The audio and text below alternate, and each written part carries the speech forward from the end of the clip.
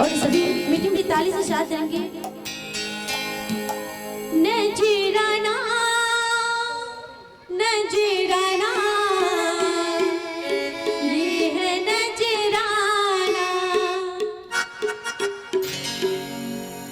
भाई हरिंदर का नजराना लोगों तक पहुंचाना है, निभाना बिन सूत्र निभाना।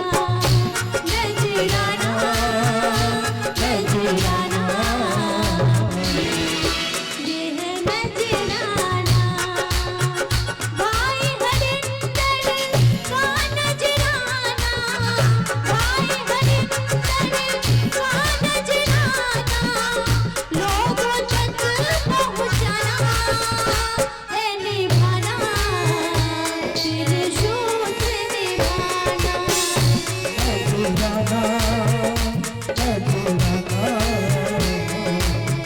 साहब का नजराना, नजराना नजराना तीन सूत्र है निभाना। साहब हरिंदर का नजराना, साहब हरिंदर का नजराना लोगों तक पहुंचाना है, निभाना है, निभाना तीन सूत्र है निभाना। नजराना नजराना साहब का नजराना।